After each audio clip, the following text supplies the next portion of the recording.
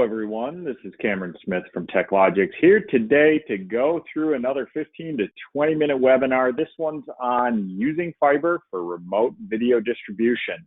This is a topic that's getting a lot of momentum right now because, as we'll discuss in a moment, we're seeing the resolutions of video increase. We're seeing the bandwidths of signals out there really start to push the level that copper cables such as twisted pair can really handle.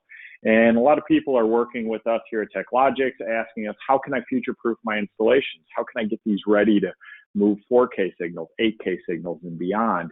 And that's really what we specialize. So today we're going to spend 15 to 20 minutes looking at the topic. We're going to look at some of the technology. We're going to help you move forward. Now, before we start, I do want to mention this is being recorded. You will receive a link to the recording of the session. Feel free to share that with any colleagues that you might have. Also, everybody's on mute today, so if there are any questions, we encourage questions. Please type those into the GoToWebinar widget. We'll get to those at the end of the session, or we'll engage you one-on-one if it's a really complex thing and it takes a little bit of time. We'll be happy to reach out via email, via phone, and get you the answers that you need. Now, without further ado, let's jump into the content, and let's start by talking about why fiber. Why fiber for video distribution? And anybody who's been in the AV industry for some time now, you've seen the content on this screen. You've seen the evolution from standard definition, such as those 4:3 aspect ratios, to 720p, to 1080p, and now we talk about 4K. And 4K is a very interesting standard, HDMI standard, because depending on what you do with that 4K signal, it will be either big, 18 gig in bandwidth, or smaller, less than 10 gig in bandwidth. And 10 gig is really the magic number in this conversation because 10 gig is the max capacity, wait for it, right? Cat 5, Cat 6, Cat 7 max capacity. Those cables, even the expensive shielded twisted pair cables, the bulky cables like Cat 7, these max out at 10 gig.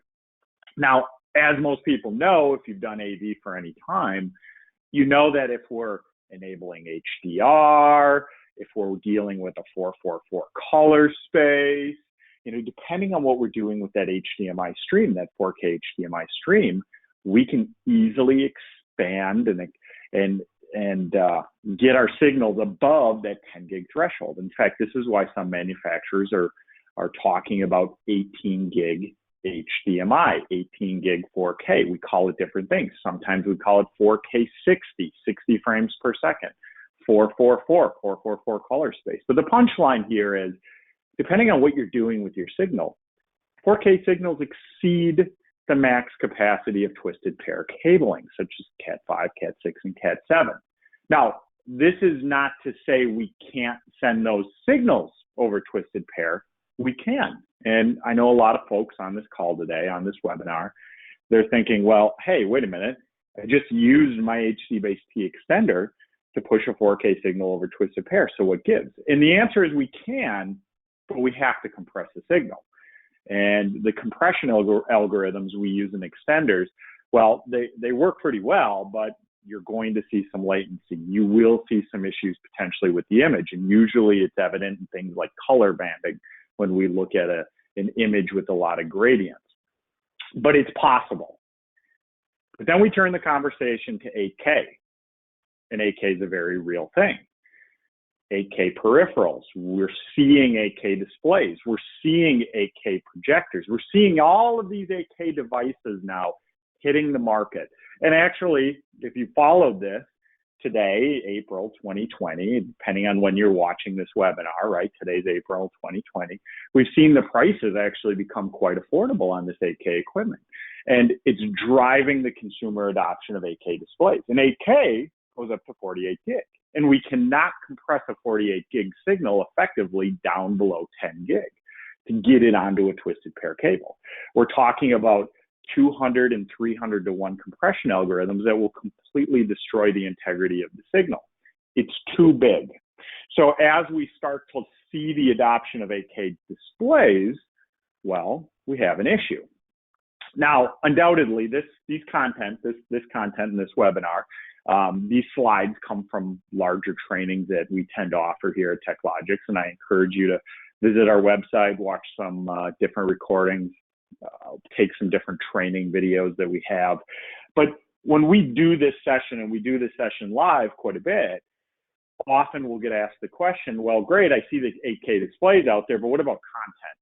My understanding is most content 4K, maybe 1080p, and those displays upscale, and that is true. But here's what's surprising about 8K. There's actually a significant amount of content available out there. We're filming movies, we're filming TV shows. Sports are probably the best example. We film content in using 8K display or 8K cameras.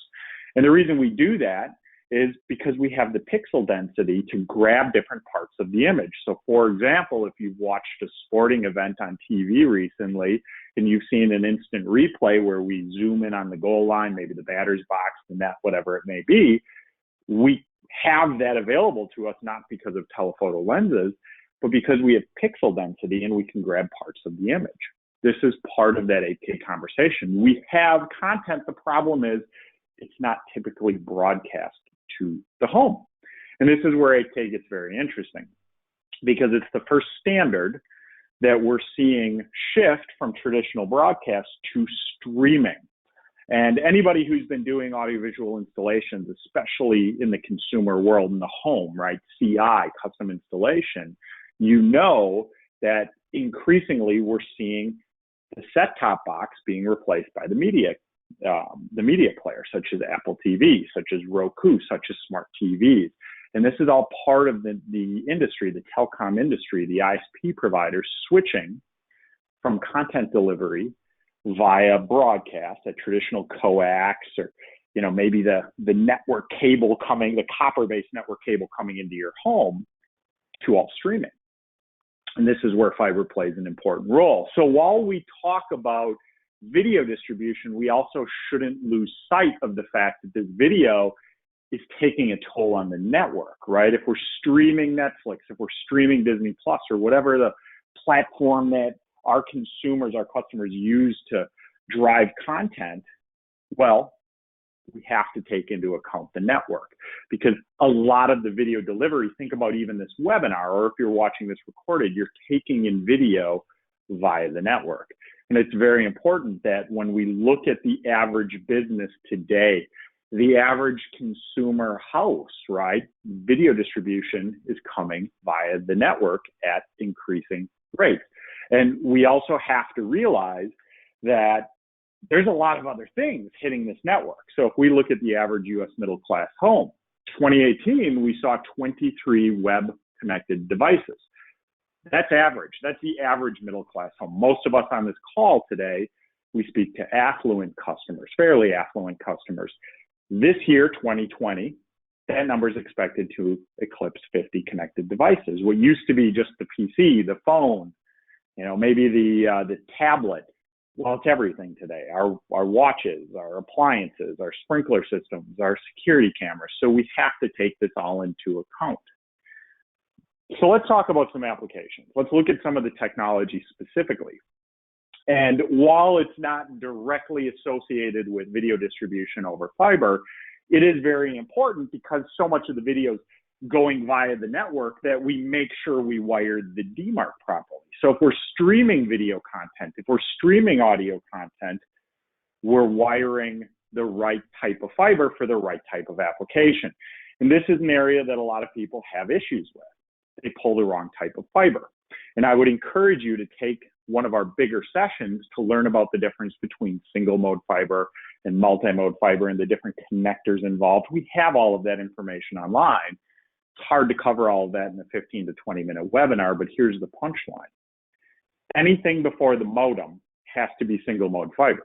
So as you're wiring the Demarc, and I encourage you to wire the Demarc, that often happens before the ISP providers coming in and dropping the fiber feed, you need to be thinking about single mode fiber. You need to be thinking about, how do I increase these network speeds so I can stream my video, so I can have 4 TVs watching high definition content, high definition video simultaneously.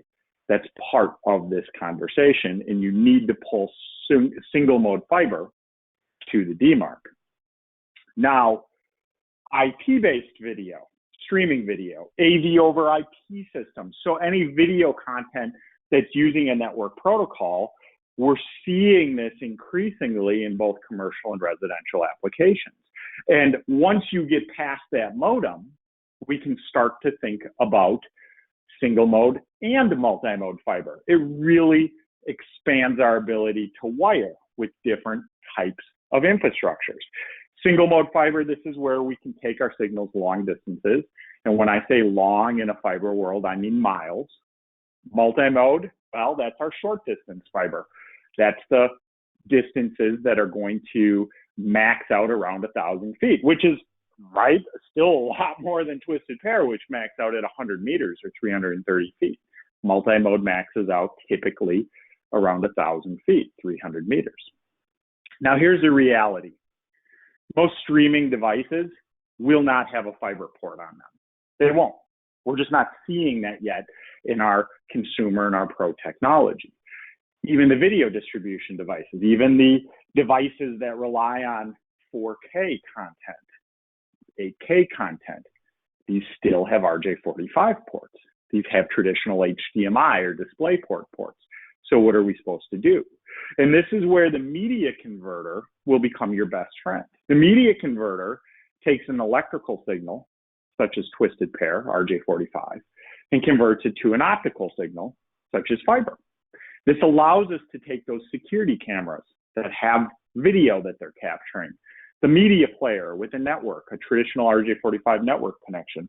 This allows us to integrate fiber and really take advantage of the benefits that fiber gives us, such as long distance transmission, right? We have that gate cam that's 2,000 feet away from the house. Well, great. We can run fiber point to point, and we can take our network devices and drop those out there. This allows us to take our media player that is maybe 400 feet away from our main rack. This allows us to take those electrical-based signals and very cost-effectively, we're talking about $65 for this little black box, drop those onto a fiber optic infrastructure. This is what the media converter does. So we are seeing fiber pre-wired at increasing rates for these different applications and these different installations. Now, HDMI over fiber distribution, this is where we're starting to get into the heart of true optical cable being used for ultra high definition signals. This is frankly why we're seeing so much fiber being pulled now in video distribution applications. Granted, most video is being streamed over the network, but when we want to achieve those really crisp resolutions, when we want to make sure that we're taking advantage of everything that 8K standard has to offer, well, we have to send our signals natively. And this is where HDMI over fiber comes into play. These, if you've never seen these boxes before, these look a lot like twisted pair extenders. They're little black boxes. They have ports for video, audio, network maybe, integrated network, control such as HDMI and IR. Such as RS-232 and IR. These boxes look like the extenders we've been using for years, but instead of that RJ45 port, they have a fiber optic port. And depending on the model that you choose, we have different chips inside of these for different versions of HDMI. You see options for DisplayPort, DVI, all kinds of different video standards. But the punchline here is they're fiber-based. And because we're using fiber, we can go long distances, very long distances. In fact, extenders that are around $400, $500, $600 per set, they'll drive your signals out 6+ miles with 0 frame rate latency, high definition video. That's what fiber does. We're dealing with lasers that take these video signals and shoot them long distances over an optical cable. And the nice thing about an HDMI over fiber extender, it uses bulk network cable, bulk fiber optic network cable, okay? Nothing proprietary here. They're black box extenders. So as you pull your fiber line, you connect these boxes via traditional LC connectors. These are the little connectors that would normally go on an SFP module on a network switch. Nothing proprietary here. We're talking about standard technology. We connect our extenders, we stream our video long distances, short distances, we have the bandwidth in the fiber to really move these signals from point A to point B. And it doesn't stop with HDMI or DVI or DisplayPort. We also see USB. In fact, in today's environment, USB distribution is becoming incredibly common. We use USB for super speed cameras, ultra high definition cameras that were capturing content in a church, in a conference room, in a classroom. This is where we're working with very high definition video. We're also interlacing things like control or maybe keyboard, mouse, different peripherals, but it's PC based, right? We're sending our signals via USB. And anybody who's done this before, you know that USB maxes out at 5 meters, 16.5 feet. That's not very far. So when we talk about people working from home, people collaborating together, a lot of people working remote, right? We have to find a way to get our cameras, our high definition video, long distances. Fiber does that.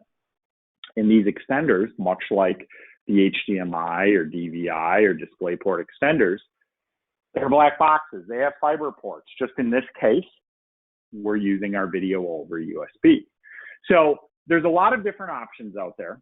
When we start to look at how do I move my video distribution over fiber, the good news is there isn't a lot of problem when we get into reliability. The different issues that would normally impact a twisted pair cable, such as interference, electrical issues like surges, static, lightning, we don't see those issues with fiber. Fiber is completely immune to power issues. It's completely immune to interference.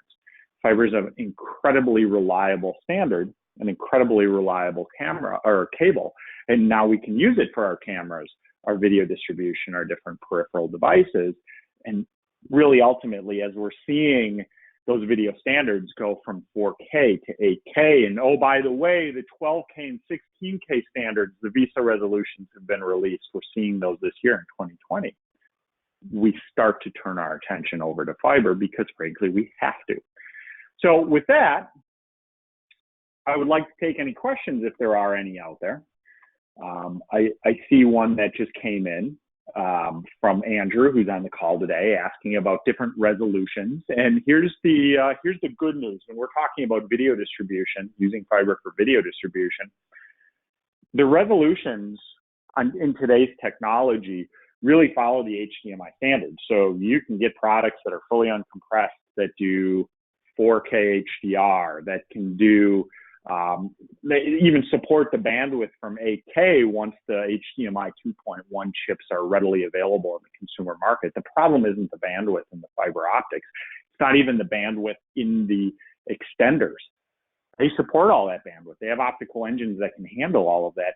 It comes down to the HDMI chips. So you can get a product today that does 8K 60 over DisplayPort, HDMI 2.1. Those chips, we're still waiting on production of those. The 4K HDR, no issue whatsoever. I mean, that's what they do day in, day out. I want to thank everybody for attending this morning, for showing up. This will be recorded. You will be getting a link to this video as follow-up. Feel free to reach out to me directly or reach out to our office here at TechLogix. We love your questions. We know that fiber is new to most people. We're here to help. Hope everybody has a great rest of their day. Take care. Be well.